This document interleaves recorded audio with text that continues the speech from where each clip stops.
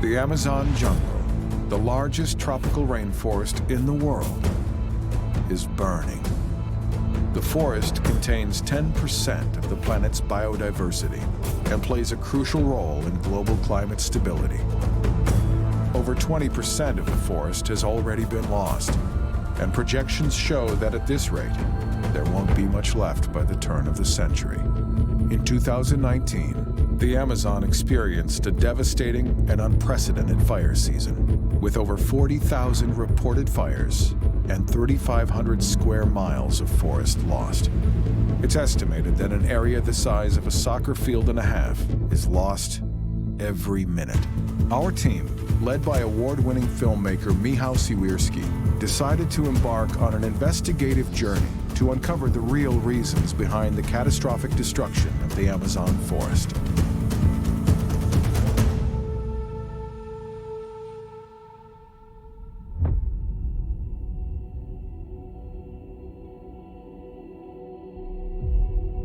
We're already seeing consequences of deforestation and climate change. In South America, there are almost double the rate of fires that there were historically. You know, everybody's aware that there is environmental damage happening. People know that the Amazon is being lost. But I don't think that most people really connect it to what's on their fork at any particular moment.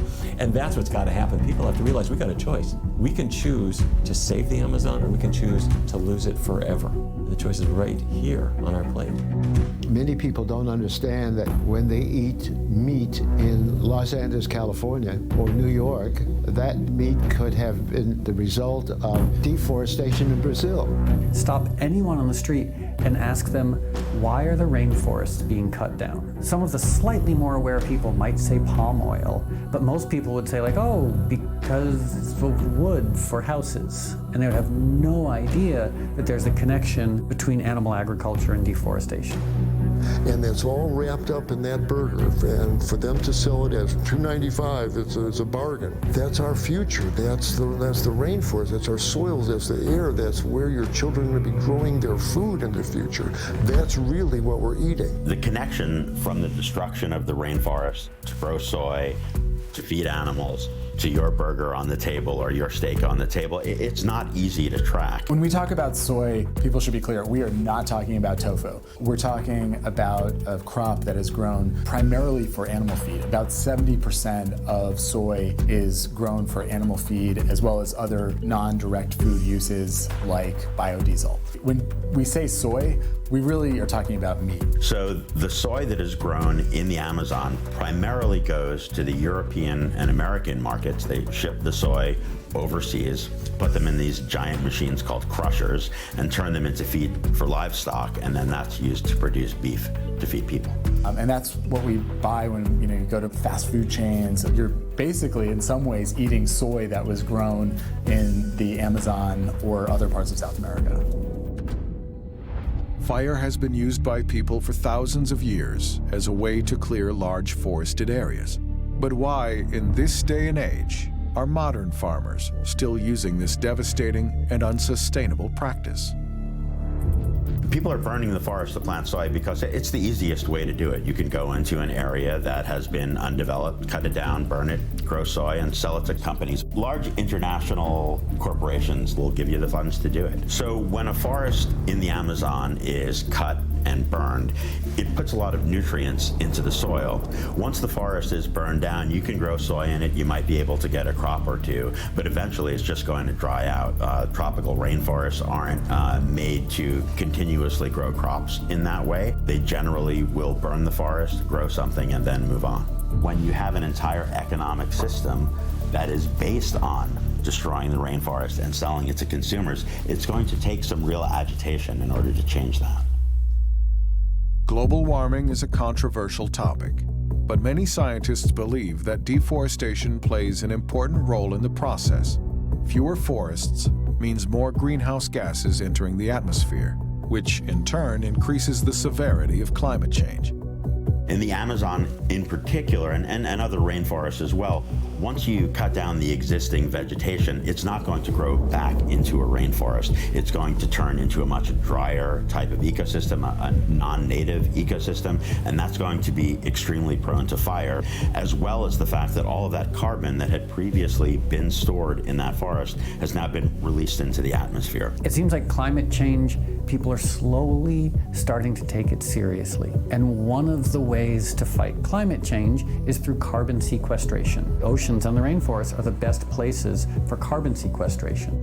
So rather than the tropical rainforest serving as a carbon sink that keeps carbon out of the atmosphere and helps mitigate against global warming, when you cut it down and burn it, you're sending all of that carbon out, and you're causing a major emission of greenhouse gases in a system that should be trapping greenhouse gases. And that has to do also with the amount of emissions that the cattle produce, mainly in amount of methane. What we have noticed with the deforestation, there is actually a change in the soil microbial community that also produce methane or consume methane. And what we found is that actually especially the methane consumers, these are bacteria that use methane as their source of carbon, they are actually significantly reduced in the soil. And so suggesting there's going to be less methane uptake once the deforestation has happened, we actually can significantly reduce our overall emissions by eating less meat or eating no meat whatsoever. Se você olhar para o processo das emissões de gases de efeito estufa no Brasil, a agropecuária responde direta ou indiretamente por 73% das emissões brutas de gases de efeito estufa no Brasil. Meat is responsible for more climate pollution than all the cars, ships, trucks, and planes in the world combined. This is a really big issue, and it doesn't get enough attention. Deforestation alone accounts for something around 15% of total global warming pollution, and yet it gets just 2% of the funding to address the climate crisis. I was flying from Argentina to New York, and we were flying over the rainforest, and it was the middle of the night, and I looked at a map, the little sky map, and we were flying over the jungle. And I looked out the window, and there was just lights everywhere. And I was trying to figure out what city we were flying over. I was like, are we flying over Brasilia? Because there was like lights to the horizon. And I realized they weren't city lights, they were fires. And it was everywhere I looked, there were fires. Just burning and burning and burning, but in line, so it was all deforestation. And just the immensity of that struck me.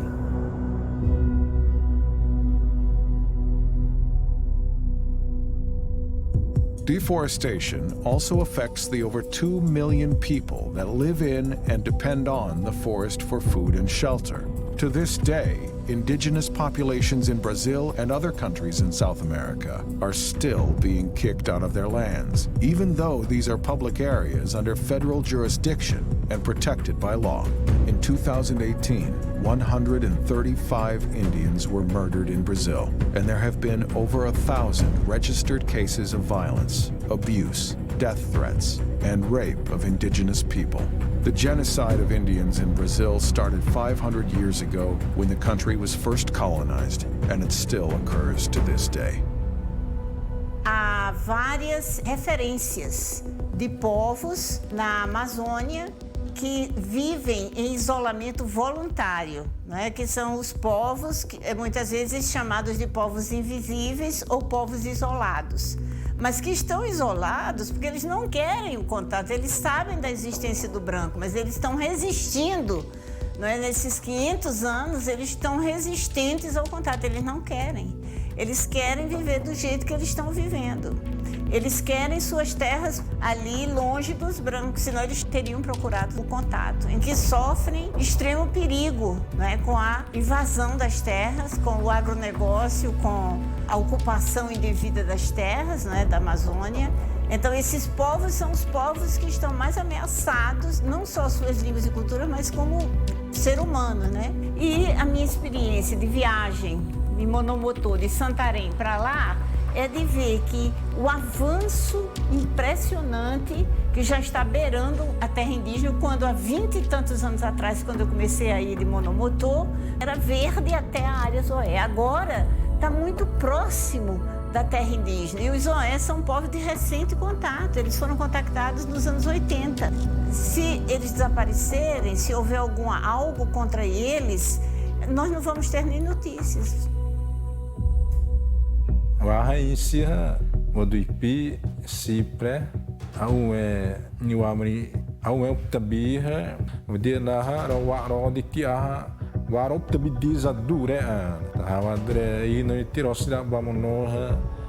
Nia wede te wani monozana ro wa uan siltuni wa ma nia te zai utau zema an e mari wa ha ro te savi monozara an ta mani wa ma hana ma chai utna ma wen te zai utan to hari ma prai imbromde ma no sira monon da ha an.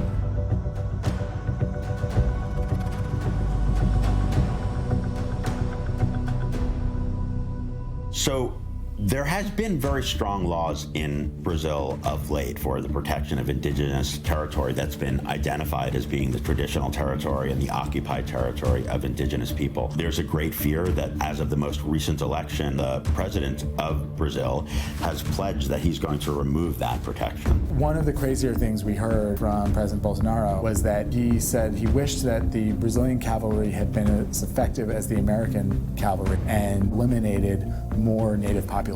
The attitude is we want to get native peoples off the land so we can bring in cattle and soy, which is what progress is. I mean, to me, I don't see progress as converting an ancient ecosystem that provides life to the whole planet to a monoculture that just serves big businesses as a positive or as a sign of civilization. To the contrary, I mean, this is an abuse that we don't need. Rainforests provide habitat to over 80% of plants and animals living on land, but deforestation destroys their habitats and diminishes biodiversity.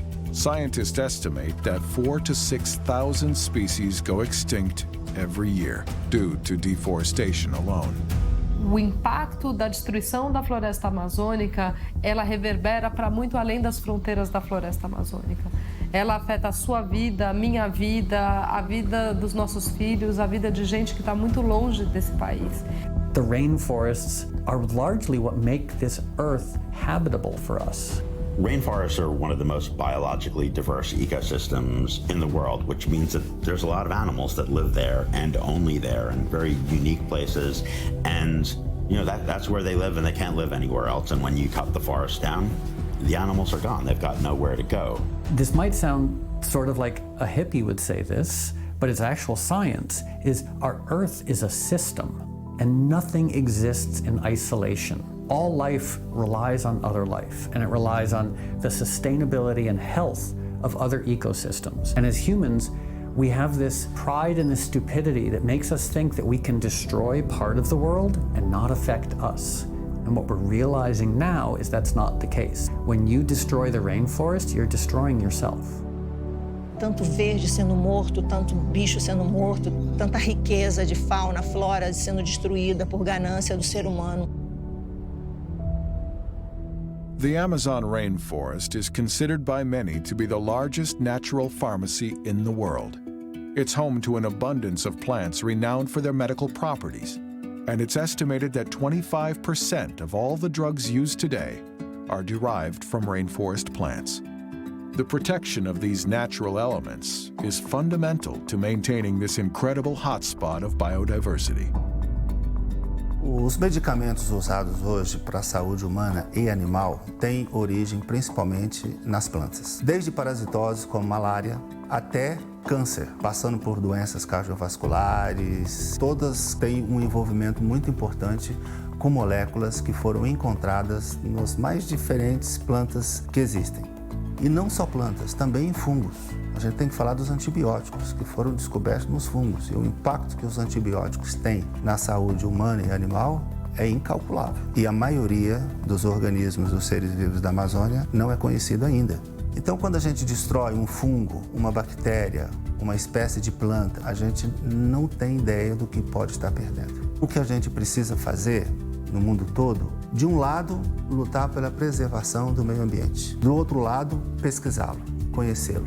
Os insetos, que têm uma diversidade enorme no mundo todo, eles possuem um sistema imunológico absolutamente sofisticado, que eles se defendem contra infecções. E a gente já aprendeu muito estudando defesa de infecções por insetos. Imagina o que a gente tem que descobrir para frente. Conhecer esse meio ambiente é importante por vários motivos. Primeiro, porque é uma forma de preservá-lo. Porque quando a gente conhece alguma coisa, fica mais fácil justificar que ele tem que existir. É uma corrida contra o tempo, porque o desmatamento é muito fácil de fazer, é só colocar fogo. O agronegócio é muito poderoso. Tudo que se produz na Amazônia vende com muita facilidade para o mundo inteiro, então é necessário a gente trabalhar não só para preservar e evitar o desmatamento, mas também para conhecer a biodiversidade da Amazônia. Isso é urgente, nós estamos muito atrasados.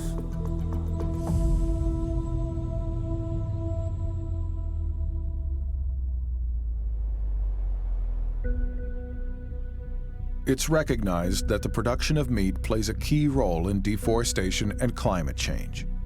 But in recent years, meat consumption has also been linked to numerous chronic diseases. In 2014, the World Health Organization classified processed meat as a Group 1 carcinogen, the same category given to cigarettes. Red meat was assigned to Group 2A. When it comes to cancer risk, the same group as the pesticide DDT.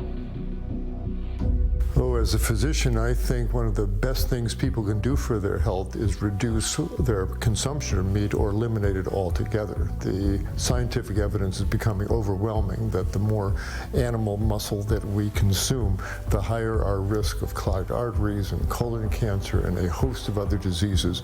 So no, I think the less meat we eat, the healthier we're going to be. O brasileiro come carne demais. A gente tem alguns estudos que mostram que a média de consumo de carne do brasileiro é de mais ou menos 250 a 255 gramas de carne por dia.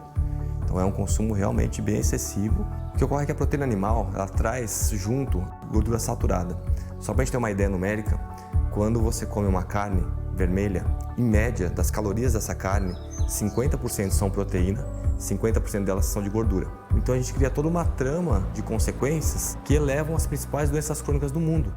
Not only is meat consumption linked to heart disease and to stroke, but it's also linked to many of the most common forms of cancer. Probably the big standout is colorectal cancer, which is a huge killer in the United States and in many other countries. It's the meat itself, but it's also the meat cooking processes. As meat is heated up in the oven, carcinogens form on the meat. There's a link between meat and Alzheimer's disease that came as a huge surprise. Starting in 1993, researchers in Chicago tracked what people were eating and they tracked who developed Alzheimer's disease and who didn't. And one of the first things they discovered was that the fat that is predominant in meat, saturated fat, could triple your risk of getting Alzheimer's disease. Now, the good news is, if you're not eating it, then your risk was cut hugely. A gente já está numa situação hoje que é inevitável o impacto que a gente está criando, né, no sentido de mudanças climáticas para o nosso planeta. E nós, como prescritores, por mais que o nosso olhar inicial seja o paciente e as suas necessidades, eu tenho que associar também, junto dessas necessidades, o que vai causar um impacto melhor para essa condição planetária. Porque, querendo ou não, esse indivíduo vai sofrer negativamente também desses impactos. A gente está numa cadeia onde tudo é junto. It's estimated that if meat really sold for what it honestly costs to produce, if the beef producers had to pay for all the water that irrigates the alfalfa that's government subsidized, that all the water that's polluted from the slaughterhouse, all the soil that runs off the corn and soybean fields, all the pesticides and herbicides that are sprayed on those grains that wind up causing cancer, if they had to pay for the therapies of the farm workers spraying those chemicals, this is unsustainable. It's a spectacularly expensive substance, animal flesh these days. Isso não dá mais para a gente fechar os olhos. Então não tem mais como hoje um profissional de saúde olhar para o alimento como algo desvinculado da cadeia produtiva de onde ele vem. Então se a gente não começar a modificar isso, a gente vai, como profissional, perder esse potencial que nós temos de manter um mundo melhor para gerações que vêm. Tem muita gente que fuma e fala, eu sei que dá câncer, mas eu quero fumar.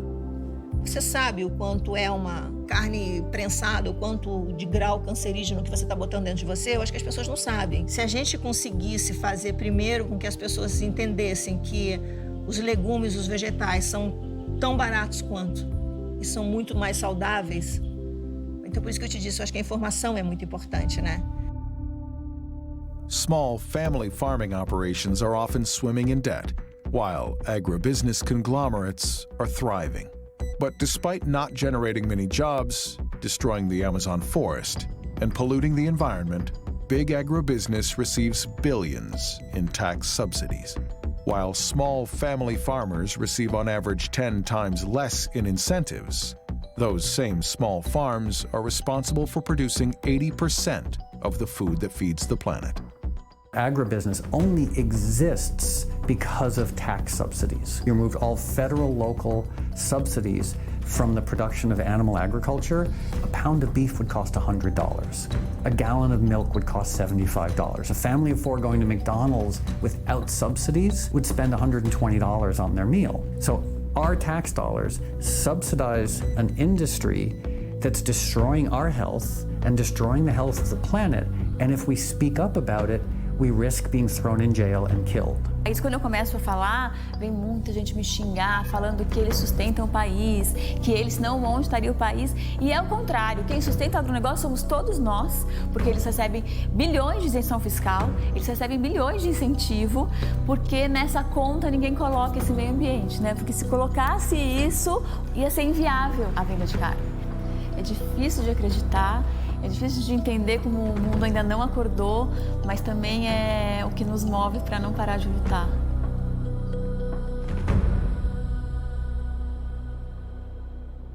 If we produced and consumed more plant products instead of animal products, this would mitigate much of the human-generated greenhouse gas emission and would provide a home once again for the countless wild species displaced due to animal agriculture each year. But reducing the consumption of meat oftentimes makes people concerned. Will you get enough nutrients? And what about protein? Quando você tira a carne, você não causa uma deficiência proteica. É interessante ver essa correlação das proteínas animais e vegetais, porque resumidamente eu posso dizer o seguinte: nós precisamos disso, o reino animal fornece isso e o vegetal fornece isso. O vegetal fornece menos do que o animal, mas fornece mais do que a gente precisa. Então, isso já faz com que a gente tenha uma segurança total ao adotar uma dieta baseada em planta, principalmente se essa dieta for baseada em alimentos naturais. The question often comes up is, how much of a diet change do I need to make? And my answer is, any step you make is a good step. So when people reduce meat consumption, that's good. That said, I have to say that when people get it out of their lives completely, they really get their diet into high gear and their health improves dramatically. But any step is a good step. Esses dados eles estão claros, eles já estão muito bem estabelecidos e hoje só não enxerga quem não quer pesquisar. E eu entendo que a gente deve usar isso como alimento dentro da nossa prescrição.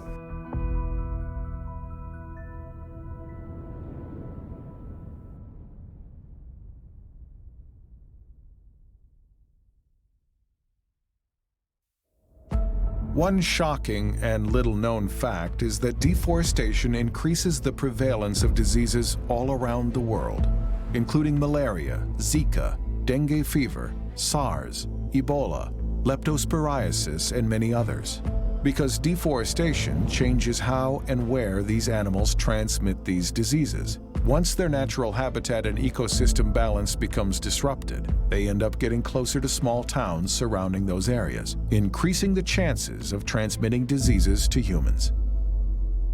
A consciência do perigo do aparecimento de novas doenças importantes para os seres humanos e para os animais, advindos do povoamento humano e da destruição da Amazônia, não é conhecido do grande público e muito menos da mídia, que pouco fala nisso. Há muitos vírus, fungos, bactérias, patógenos de todo jeito na Amazônia. Eles têm os seus hospedeiros e eles vivem em controle. Quando esse meio ambiente é mexido, isso altera completamente e você introduz um outro aspecto, que é o homem, de uma forma muito brutal. Então o homem fica susceptível a muitas doenças que já tem na Amazônia, absolutamente desconhecidas, provavelmente causadas por vírus. Por exemplo, Zika saiu de uma pequena floresta na África. AIDS saiu dos macacos de uma floresta também na África e afetou o mundo todo. Então, vírus tem uma capacidade de mobilidade impressionante. Ainda não aconteceu esse tipo de aparecimento de vírus tão letal, como o caso de Zika e AIDS, mas outras viroses importantes que também matam, que a gente não conhece, não sabe nem qual é a fonte. Nós já temos essas patologias que eram só conhecidas na Amazônia e que já não estão mais na Amazônia só. E isso pode ir para a Europa, para os Estados Unidos, para a África. Então, esse é um problema mundial. É um problema da ciência, é um problema da educação e é um problema da informação.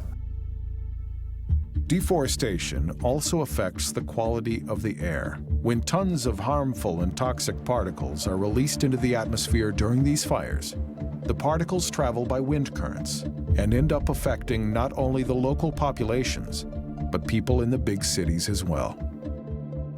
As queimadas também elas têm impacto sobre a saúde humana, né? Porque elas aumentam a poluição atmosférica nessas áreas onde as queimadas ocorrem. Então você já tem registros, né, de redução da qualidade do ar que afeta sobretudo as crianças e as pessoas mais idosas dentro das comunidades, porque aumenta a quantidade de material particulado.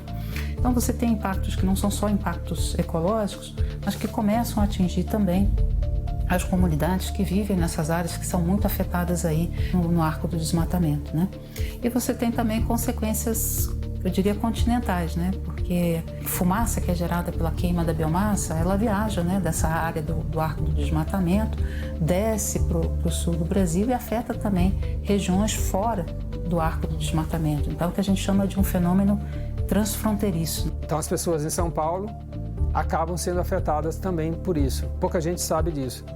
Mas tem estudos muito bem feitos mostrando que quando reduziu o desmatamento da Amazônia, reduziu o número de mortes por doenças respiratórias, essas doenças cardíacas, do centro-sul do Brasil e até dos países vizinhos. Forests play a key role in local water cycles by helping to keep a balance between the water on land and the water in the atmosphere. But when deforestation and degradation occur, that balance can be thrown off, resulting in changes in precipitation and river flow, which affect the climate both locally and on a global scale. A Amazônia tem uma importância enorme de regulação climática. A gente fala que a Amazônia não é o pulmão do mundo, mas ela é o ar-condicionado do planeta. Na América Latina, ela tem uma função incrível e fundamental para a própria agricultura, porque é ela que mantém um regime de chuvas. Se estima mais ou menos que 70% do PIB hoje da América Latina depende das chuvas da Amazônia. Então a gente necessita mesmo combater o desmatamento, não só por uma questão econômica, mas também por todo o processo de mudança climática que a gente está vivendo e vai viver nos próximos anos. A floresta é bastante ligada à disponibilidade de água no resto do Brasil. Isso tem um termo que já tem usado, que é chamado de rios voadores, né? Tem uma enorme quantidade de água que é carreada da Amazônia pelas nuvens e chega nas outras regiões. Se a gente perde essa floresta, a tendência é que haja uma redução de água que vai chegar nessas outras regiões. Então essa é uma preocupação.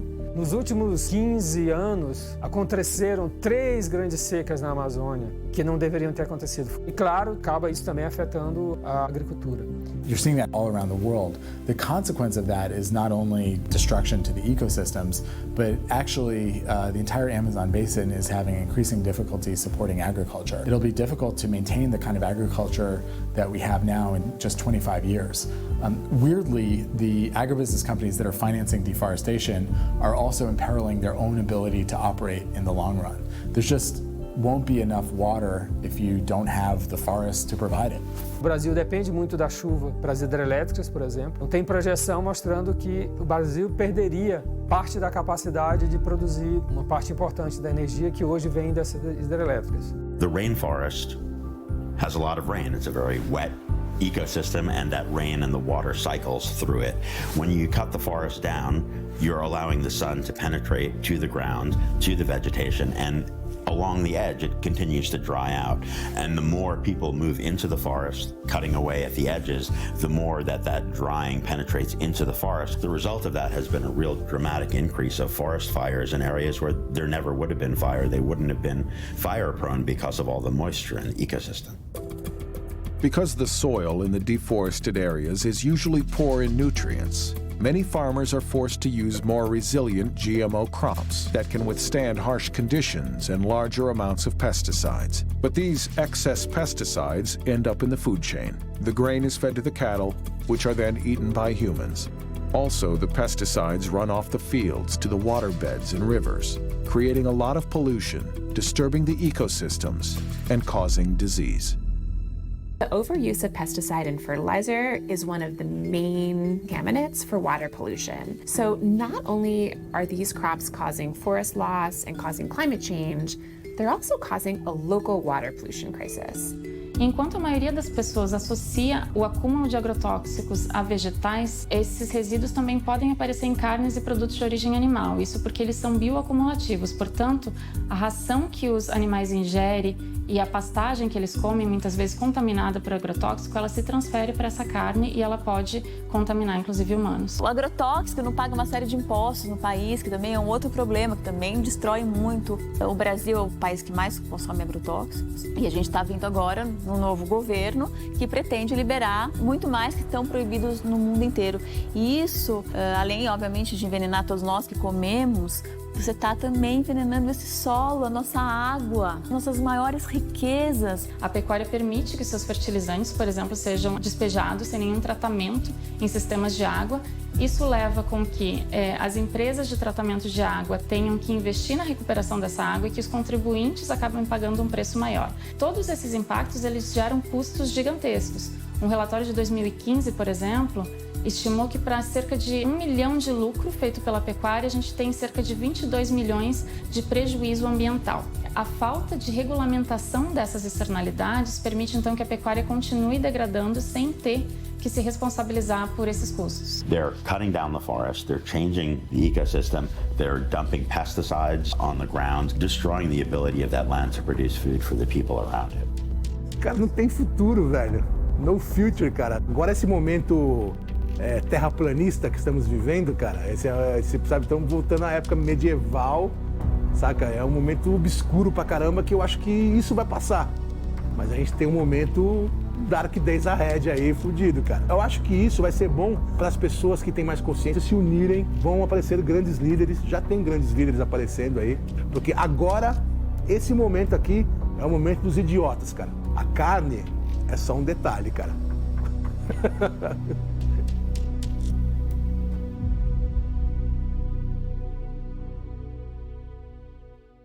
Hundreds of environmental activists are killed every year all over the world. With the majority being indigenous people, the Amazon is one of the areas with the most tension. Last year, Brazil was once again the deadliest country for environmentalists. And despite efforts by national environmental agencies, justice is rare. A produção pecuária ainda está completamente associado a uma cadeia criminosa, em grande medida. Junto com o desmatamento, quando cresce o desmatamento em geral, a violência cresce também. Mas tem gente que ainda nem sabe que tem gado na Amazônia, vê uma coisa muito distante. Então, algumas pessoas têm realmente uma ignorância grande sobre o que acontece na região. Entre os anos de 2008 e 2018, o rebanho na Amazônia cresceu cerca de 20%, 4 vezes mais da média nacional, que foi de 5%. Então, hoje, a gente tem cerca de 86 milhões de bovinos na região da Amazônia Legal, o que é 40% do rebanho nacional inteiro. E a gente tem uma ocupação aí de gado de cerca de um campo de futebol para cada animal, o que é uma área bastante grande.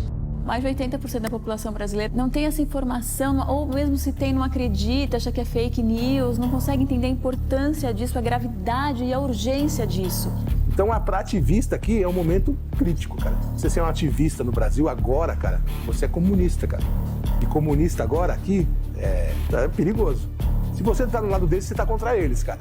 Eu sofri muitas represálias quando eu comecei a combater de frente a indústria, comecei a tentar alertar as pessoas. Eu trabalhava na televisão, não trabalho mais por conta disso. Eu ia começar um programa o ano passado numa emissora.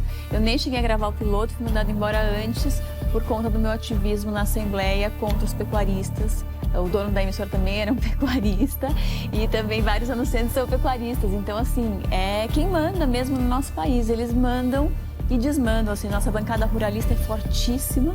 It's become increasingly dangerous for people on the ground in a lot of these countries to resist. It's become increasingly dangerous for people on the ground to expose what some of these activities are. And I think that we have a relative degree of safety and freedom here, and I think that's why it's incumbent on us to give voice to the people who can't speak for themselves in a lot of these countries. Pessoas do Greenpeace já receberam ameaças de morte, isso acontece especialmente o pessoal que está mais, como a gente fala, na linha de frente ou no trecho, que é fazendo as atividades de campo.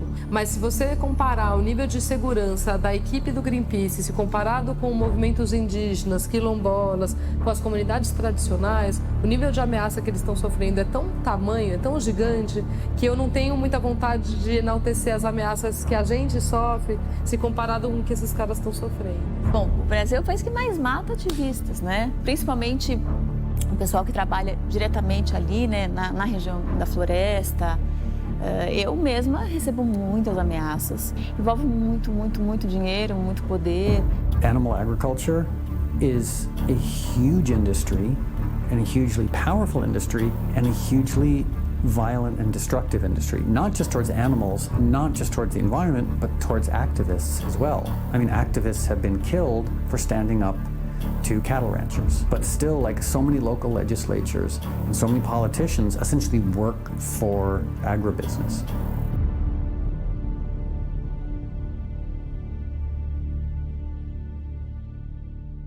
Our team went to the state of Bahia to meet with Ernst Gotsch, a Swiss farmer and researcher that moved to Brazil in the 1980s. For the last 40 years, Ernst has developed techniques that combine agricultural production with forest regeneration. By combining aggressive pruning and innovative agroforestry techniques, Ernst showed the world that degraded areas can be regenerated and that the forest can be exploited without being destroyed. The set of principles and techniques he developed became globally known as syntropic farming. Its practical applications can be seen in several large farms around the world and on his own property, where he was able to regenerate over 1,000 acres of degraded land. A gente tem que criar agroecossistemas parecidos na sua dinâmica e no seu modo de funcionar aos ecossistemas naturais e originais. Se você quiser milho, soja naquele lugar, você pode plantar milho e soja, mas não excluir ecossistema floresta. Se você quer mais comida, plante mais árvores. Você quer mais comida para animais de porte grande, plante mais árvores e poda aquelas árvores. Então dá muito vida no solo, dá bastante matéria orgânica. Então a minha presença é que estou dinamizando o ecossistema. E essa não é menos comida, é muito mais comida. É muito mais fotossíntese, é muito mais ciclagem de água no sistema. Podar nesse sistema, naquele momento que eu podo, tenho bastante matéria orgânica, que a pré-condição para que a transformação daquela matéria orgânica, a pré-condição com que haja milho, com que haja soja. Em vez de criar deserto, não vamos criar prosperidade. E aí vai sobrar muito. Vai dar muito mais vida, muito mais espaço, ou seja, um planeta próspero, um planeta da paz, um planeta de vida. Nós temos tudo na mão, fazer isso de forma diferente. Tudo podemos ter, muito mais se nós quiséssemos, abundantemente, se nós fizéssemos em prol da natureza e não contra a natureza. On the other side of the country, one of Ernst Gotsch's students is following in his footsteps and applying the same principles in his own syntropic farm. João Pereira, a young biologist and farmer, shared his thoughts on the burning of the Amazon forest. A queima, você fica com 7% só do que você queimou. 93% vai embora. E a chuva leva. E o sol queima e mata. É burrice. É burrice. E hoje a gente tem tecnologia. Se não tivesse na época lá do Azteca, lá do Maia, tudo bem. É a única ferramenta que eles tinham, meu irmão. Não tem como derrubar no machado. Aí agora, hoje não. Hoje a gente tem tecnologia. Que o único piromaníaco que tem nesse planeta é o ser humano. Mas é covarde. Que 98% dos fogos que foram pesquisados foram postos pelo ser humano. E só 2 por 1000 podia ser interpretado de raio ou de outro. 2 por 1000. Um relatório recente do Greenpeace mostrou que 9 em cada 10 áreas de focos de incêndio do agronegócio foram destinados para a conversão de floresta em pastagens. Também um relatório da NASA recente mostrou que 70% dos focos de incêndio eles estão em áreas de compra de gado por frigoríficos, grandes frigoríficos da região. The tragedy of this continued destruction of the rainforest in Brazil is that it doesn't need to happen. That food can be developed in cleared land. They don't need to destroy more rainforests. It's just a question of doing what's right. That might happen because of government policy, but it also can very well happen because the public is demanding it and the consumer is demanding it as well. we're talking about very basic practice changes, like growing crops on previously deforested land instead of burning down a new rainforest, putting cover crops when there's not corn or soy growing, having buffer zones next to waterways. These are really basic, affordable things that often actually make farmers more money in the long term.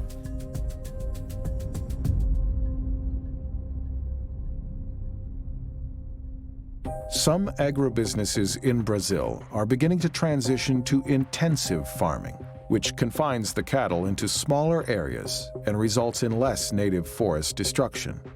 But researchers warn that intensive farming comes with its own set of problems. Eu ouço muitas vezes falar, não, então a gente substitui a pecuária extensiva pela pecuária intensiva, né? Então, mas a pecuária intensiva também gera impactos, né? Porque eu vou precisar produzir ração de uma outra forma. Eu vou ter impactos sobre o solo, também vou ter impactos sobre a atmosfera. Não é qualquer lugar hoje de pecuária que sustenta um processo de intensificação. Então, muitas vezes a gente tenta substituir uma alternativa por outra sem também ponderar que ela pode trazer alguns impactos, né? Ao passo que assumir uma dieta mais saudável, talvez seja realmente uma situação de ganho-ganho, né? A estimativa é de que a gente precisa de cerca de entre 11 e 17 calorias oriundas de soja e de grãos para converter isso em 1 caloria de proteína de origem animal. Então a gente vê que a utilização da soja e de grãos para a ração animal é extremamente ineficiente. Se essa porcentagem, se essa quantidade de soja produzida fosse destinada para consumo humano, a gente teria grão suficiente para alimentar toda a população do planeta. A oferta daquilo que chega no supermercado ou na feira para o consumidor consumir tem que mudar. E isso depende de vontade empresarial e vontade de políticas públicas também. I do think that we as a society need to dramatically reduce our consumption of meat. It's both good for the planet and good for us, but the big agribusinesses have a role to play as well, and they should be engaging in the basic good practices to hang on to the forests that we have left and not to pollute the already damaged waterways. Our journey took us to Tucson, Arizona, home to Biosphere 2, the largest simulated rainforest research facility in the world. Biosphere was perhaps best known for 2 missions conducted in the early 1990s, in which crews were sealed inside the enclosure to study survivability. Nowadays, Biosphere 2 is home to several world-renowned scientists who conduct controlled experiments in order to study complex environmental questions. Biosphere 2 is really a remarkable facility. It offered a really unique opportunity to look at how these systems respond to changes like carbon dioxide, like moisture, like temperature. And so that began the shift for Biosphere 2, moving away from having people live inside to moving to one as a large Earth and Environmental Science laboratory, actually the largest Earth and Environmental Science laboratory. It is impossible to think that we'll ever recreate nature as it occurs naturally outside in all of its intricacies and complexities. And so Biosphere 2 is a test lab. We can do things like subject it to a drought. We predict that the tropics are going to continue to get warmer and drier. Well, what's that mean for those systems? I think the biggest lesson so far to come out of Biosphere is how little we truly understand Earth systems as a whole, how those systems are interconnected, and how those systems are impacted by the changes that we see coming their way. We were able to take our rainforest, run it through different levels of CO2, and look at how its response compared to those that the model predicted. And what we found is that our system, like that predicted for the tropical areas in South America, it's saturated at about the same level. What happens when we surpass this level? Well, now it means there's nothing out there that is absorbing it or taking the place of those rainforests. And now, rather than that CO2 going up at a particular pace, now we've accelerated it significantly. And so what we learn here potentially has real world applications. And regardless of how much we learn or how much we think we know, it's extremely important to continue to maintain that biological diversity in those systems, because we just don't understand what the implications of losing those systems is going to be. We have an idea, but I don't think we fully comprehend. And we all have an inherent desire to survive and persist. And if we're not able to adapt to changes coming our way, it oftentimes means when species can't adapt, you see them go extinct.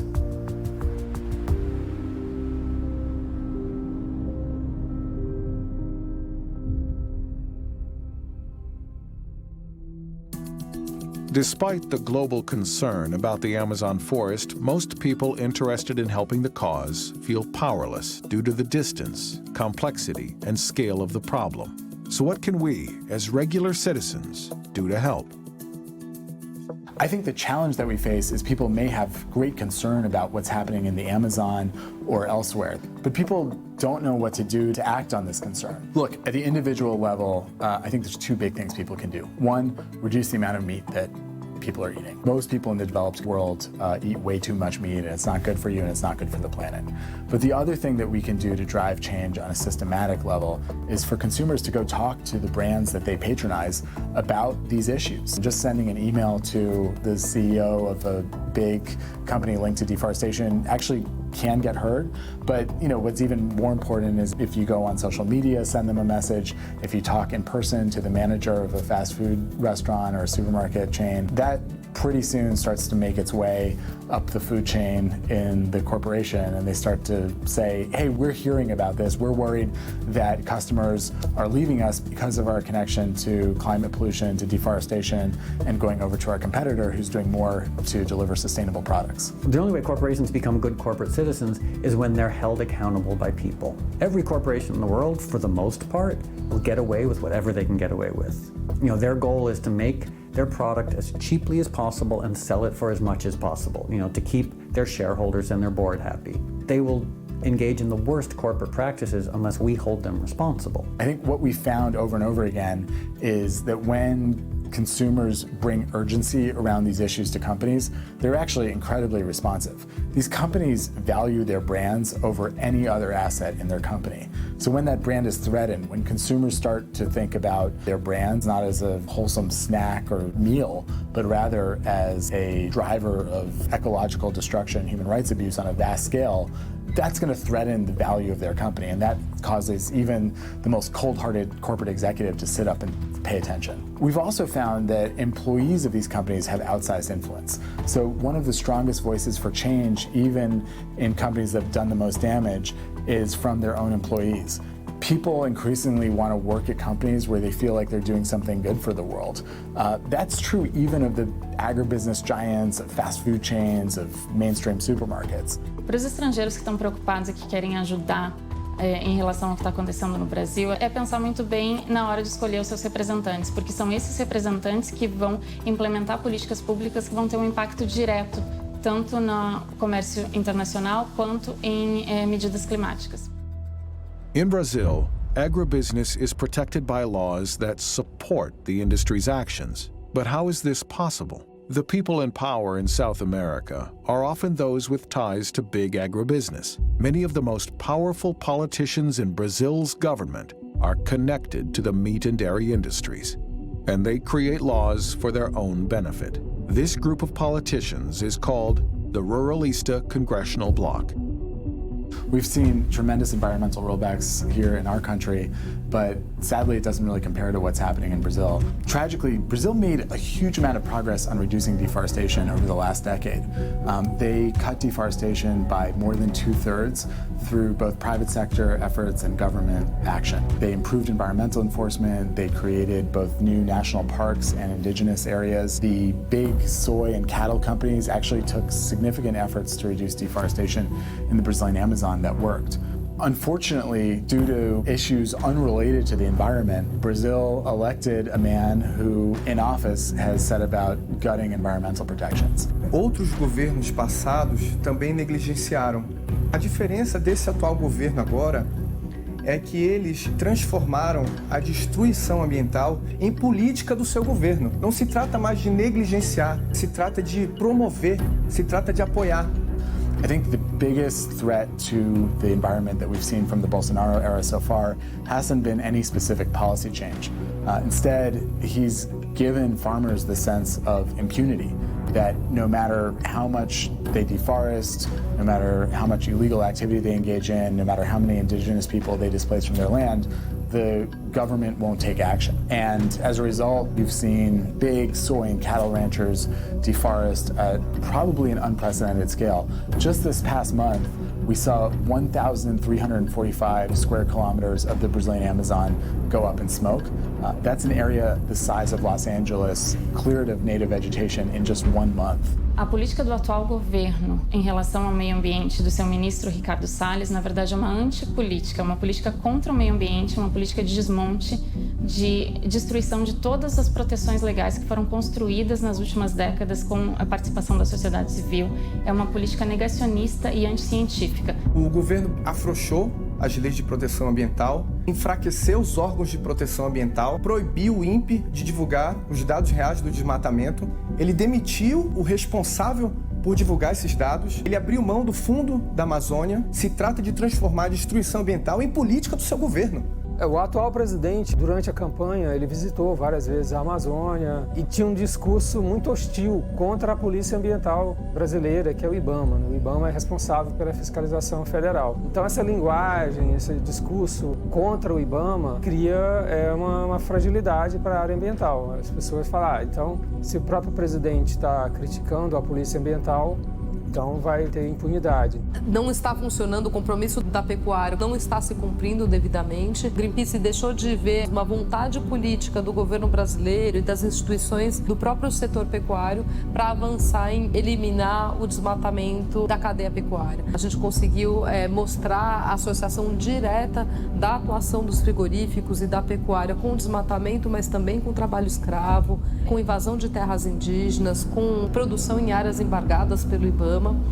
A gente ainda tem declarações, o discurso do próprio governo e do presidente incentivando as queimadas, incentivando o desmatamento, culpabilizando ONGs, culpabilizando povos originários por crimes que notoriamente são cometidos por pecuaristas. One of the things that Bolsonaro has done is announce environmental inspections before they happen, so that the people committing crimes can get ready and try and cover up the damage that they caused. It's pretty crazy, but it's a way that they are trying to facilitate deforestation on a mass scale.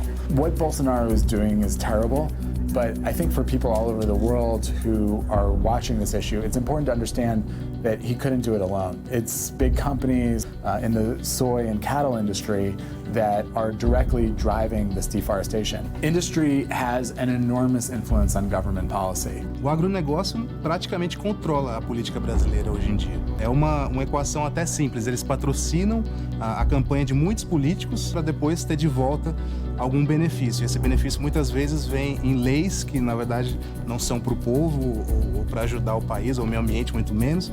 Eles são para ajudar esses caras que financiaram a campanha desses parlamentares. A corrupção desse setor foi exposta em 2017 pela Polícia Federal numa operação chamada Carne Fraca, que expôs vários esquemas de corrupção, de falta de fiscalização em empresas da JBS, da BRF e de outros frigoríficos. Essas empresas pagavam propinas para que fiscais do governo liberassem carnes que estavam completamente impróprias para o consumo, tanto interno quanto externo. Corruption is such a massive problem, and we want the big cattle, agribusiness, food companies to stop playing that game. A Amazônia está sendo morta por causa da agropecuária, só que as pessoas não querem saber disso, elas não querem falar disso, elas não querem ouvir isso, elas não aceitam isso.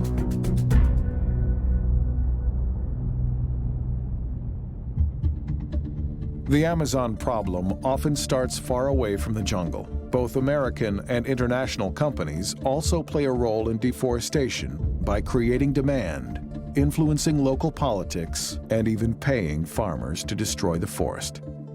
I believe that industry in the United States has an enormous impact on policies of other countries. Some American businesses do play a very active role in the destruction of the Amazon forest. One of the major corporations that operates internationally is Cargill.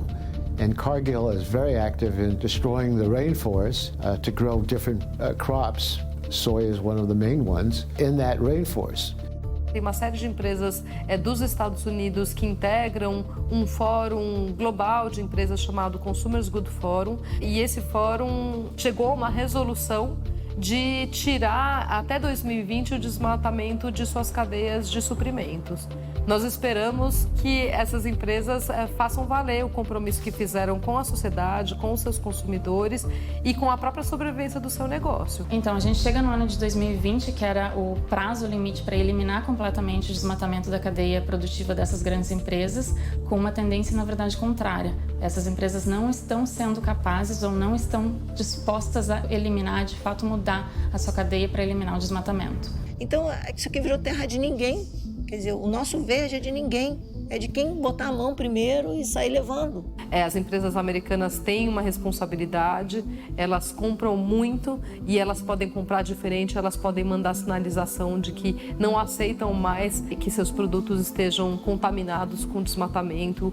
If these big companies stopped buying from producers engaged in deforestation, regardless of who is in government, there just wouldn't be the incentive to engage in these bad practices. Large international corporations, they're providing the incentives, they're providing loans, they're building infrastructure, and they're providing the ability to access the forests. The farmers will grow it wherever it will be bought from. And as long as these companies continue to pay people to bulldoze the forest, they're going to continue to do it. Então, embora a atuação e os compromissos do setor corporativo eles sejam muito importantes para a eliminação do desmatamento, eles não são suficientes. É preciso que haja fiscalização do governo para garantir que esses compromissos de fato se tornem realidade, que sejam implementados métodos de rastreamento e métodos de fiscalização. Farms in Brazil are very different from those found in the US and Europe. Their sheer size is often larger than big metropolitan areas. Therefore, when we hear that a farm area has been cleared for cattle grazing or growing soy, the scale of the impact can be devastating. When we're talking about farms in Brazil and farmers, I think it's important for people to realize that this is on a scale very different from what you normally see in the United States. Here in the United States, 2,000 acres is a large farm. In Brazil, it's on a totally different scale.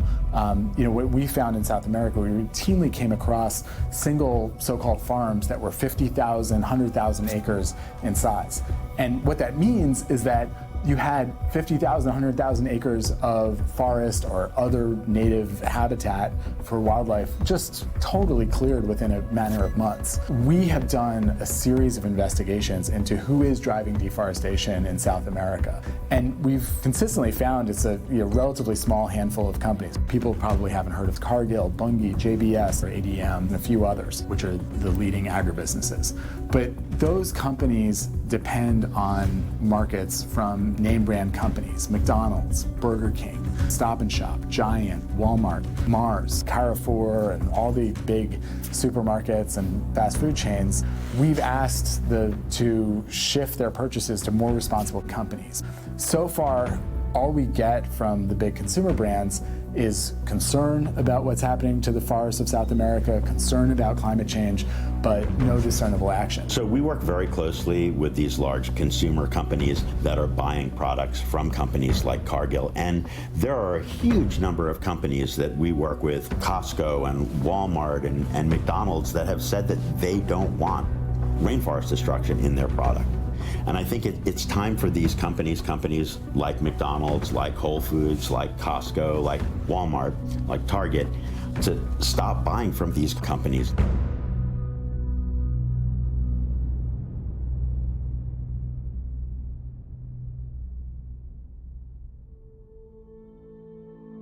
Brazil has many laws set in place to protect the environment. But unfortunately, environmental crimes related to deforestation are almost inconsequential. Less than 5% of the fines are paid, and the ones that get paid are not big enough to discourage farmers from continuing with these criminal practices. A punição teórica, assim, o que está na lei, você mata ilegalmente, a multa fica em torno de R$5.000. Se essa multa de fato fosse aplicada e cobrada, isso inviabilizaria aquele desmatamento ilegal. Agora, quem desmata, ele tem uma noção de qual é o risco, se de fato ele vai ser detectado, se ele vai ser multado, e se ele for multado, se ele de fato vai pagar aquela multa. Então a arrecadação da multa é muito baixa. Ao longo dos anos tem ficado menos de 5%. Então a probabilidade dele ser punido acaba sendo baixa e dá aquela sensação que vale a pena desmatar. 95% of the environmental fines that are levied in Brazil are contested in court. And more often than not, even egregious deforesters or people who displace indigenous people, which is illegal, get off scot-free. The people who are on the ground in countries like Brazil They want to make a living and they want to be able to feed their family.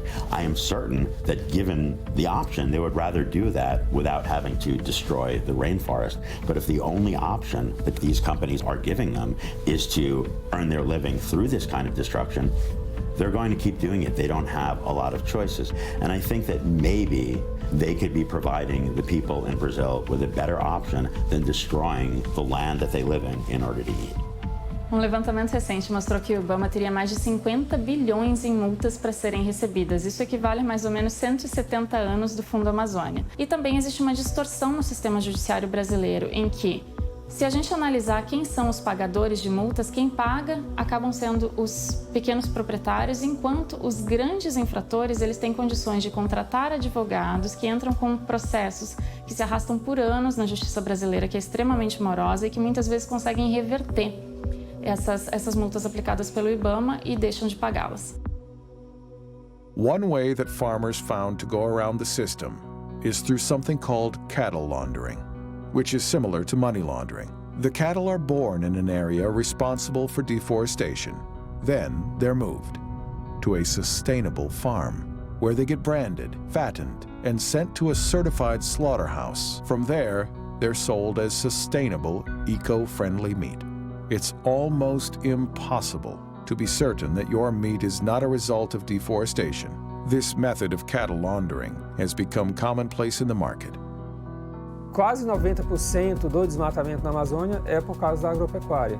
Então hoje, de fato, não tem nenhum frigorífico que pode dizer que ele está totalmente livre do desmatamento, porque pelo menos esse desmatamento pode estar associado a uma fazenda indireta.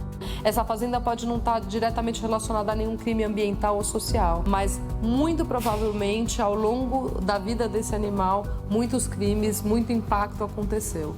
A falta de rastreabilidade é um dos maiores problemas. Hoje no Brasil a gente não tem um sistema eficaz de rastreabilidade desses animais. A maioria desses animais são marcados, na verdade, com tags ou com tatuagens no próprio couro.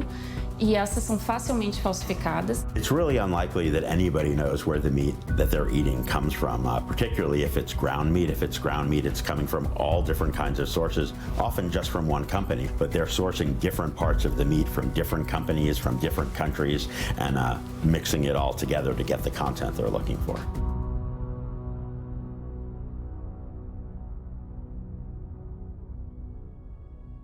Brazil is also the home to great environmental and social initiatives. It has the largest Meatless Mondays campaign in the world. And recently, the city of Sao Paulo implemented Meatless Mondays in all public schools in the region. A campanha Segura Sem Carne surgiu nos Estados Unidos em 2003 na faculdade de Johns Hopkins, na Faculdade de Saúde Pública. E a gente trouxe para o Brasil em 2009. A ideia é convidar a população a substituir a proteína animal pela proteína vegetal pelo menos uma vez por semana. Isso vai trazer benefícios para a saúde, para o meio ambiente e para os animais. Apesar do Brasil ser considerado o país do churrasco, a gente tem um grande apoio da população, porque a campanha ela é convidativa, ela não é impositiva, né? A gente tem que o brasileiro ele consome muito mais proteínas de origem animal do que deveria. Então a Segunda Sem Carne, ela é um passo, fica muito mais fácil, né? É um convite à população, você consegue ficar um dia sem produto de origem animal? E aí a pessoa vai descobrindo novos sabores. O prato do brasileiro, né? Então é o arroz, feijão, bife, batata. Então a maior dificuldade que as pessoas têm é a questão social. Tiro a carne e coloco o quê no lugar? Mas a gente sabe que o prato em si ele já está balanceado por causa do arroz e feijão. E aí a gente vai trabalhando com receitas. O Brasil ele é rico, né, em verduras, legumes. O brasileiro ele está muito apto. A gente tem pesquisas que mostram que 63% da população quer reduzir o consumo de carne. Então, a Segunda Sem Carne é um passo para a pessoa conhecer novos sabores.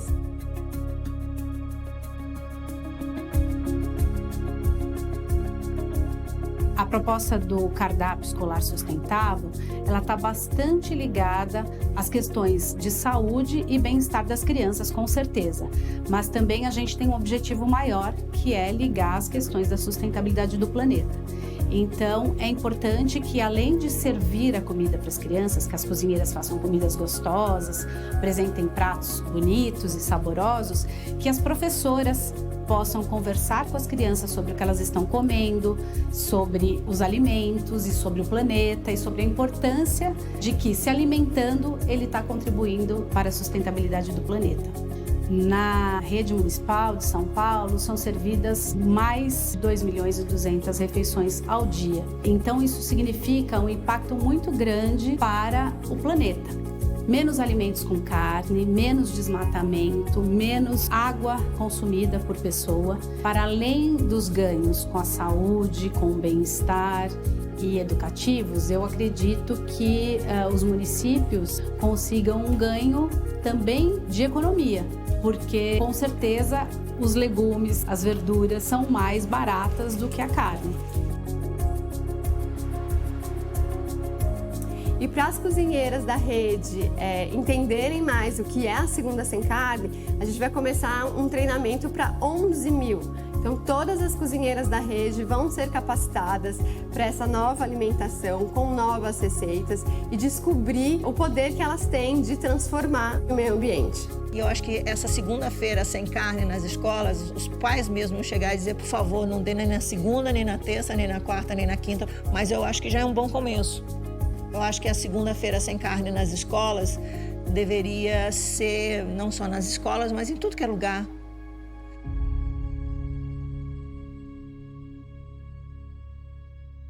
When it comes to the Amazon forest fires, one indirect victim is rarely mentioned. Every year, over 50 million farm animals are raised and killed for meat production in Brazil alone. A fact that not only results in deforestation, water pollution, and emission of greenhouse gases, but also results in the loss of millions of animals' lives. Eu acho que o brasileiro não faz ideia do que os animais passam no processo de produção de alimentos na indústria brasileira. Quando a gente começou a soltar vídeos e investigações lá de fora, dos Estados Unidos, Canadá e México, os brasileiros falavam que aquilo não acontecia no Brasil.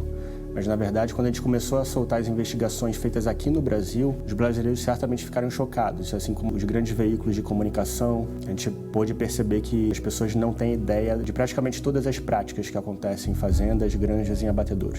Uma pessoa que já está reduzindo o consumo de carne, naturalmente já está promovendo um impacto positivo comparado ao que ela já promovia, né? Então, eu costumo dizer que 5 pessoas que estão reduzindo o consumo de carne pela metade impactam mais animais do que 2 veganos. Então, a redução do consumo de produtos de origem animal, de carne vermelha, de outros tipos de carne, é importantíssima para já estar causando um impacto direto na vida dos animais. Eu acho que realmente as pessoas não fazem essa conexão, né, do produto que elas estão consumindo e comprando no supermercado com os animais, né? As embalagens e a publicidade fazem de tudo para disfarçar, né, o que é de fato esse produto. Eu acho que apesar delas saberem que foram animais, é difícil para elas fazerem a conexão do que aquilo representa.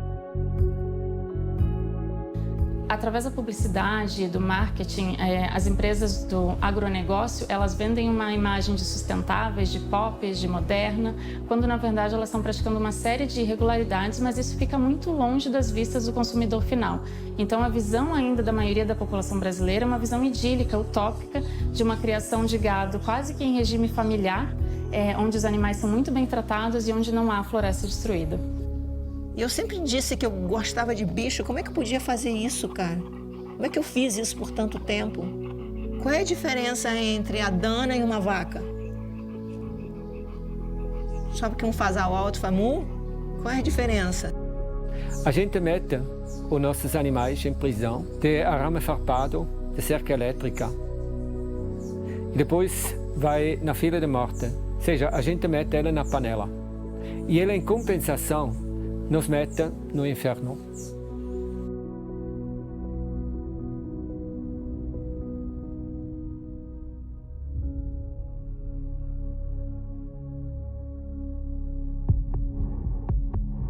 It's not only the Amazon forest that's burning. Australia, California, Indonesia, Russia, Congo, and several other parts of the world are experiencing the most destructive and devastating fires in decades. Many of these fires are exacerbated by global warming. The Amazon fires in particular are part of a complex problem involving politics, big business, and prolific corruption. The political landscape is complicated. The agro-industry is very powerful, and challenging these dominant forces can be dangerous and difficult. There is certainly a great deal of work to be done, and there are many brave people fighting in the trenches to change these systems. But fortunately for you and I, we have the power to create positive change for the Amazon forest. Each of us as individuals is empowered to protect the Amazon, and that power lies at the end of our knives and forks. Because we can make choices when it comes to the food we eat. By reducing or eliminating the consumption of meat in our diets, not only are we helping to prevent climate change, but we are also protecting the Amazon forest for present and future generations to come.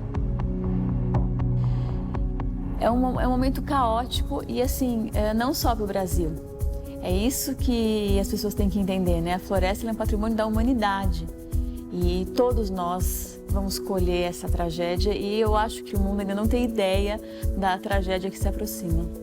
It's a frightening time, frankly, but I think that people can change, and when change happens, it generally happens pretty quickly. And I think we're reaching a turning point, and we're really hoping and we're banking on the fact that now that things have gotten to this point, people are going to change their behaviors, and we're going to be able to turn things around. There's this interesting fallacy in philosophy. It's called the is-ought fallacy. And what it basically means is to justify something that you're doing because it's been done is wrong.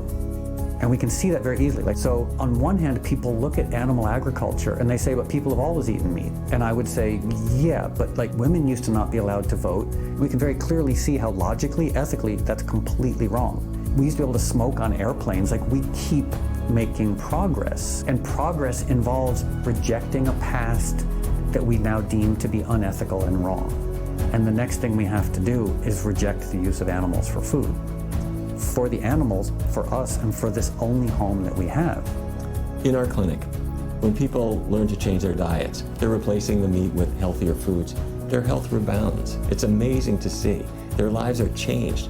The earth is the same way. That when we change our eating habits globally, the environment can rebound. The forests can regrow. We don't have to wait. We can do that now. Say, let's put it to work.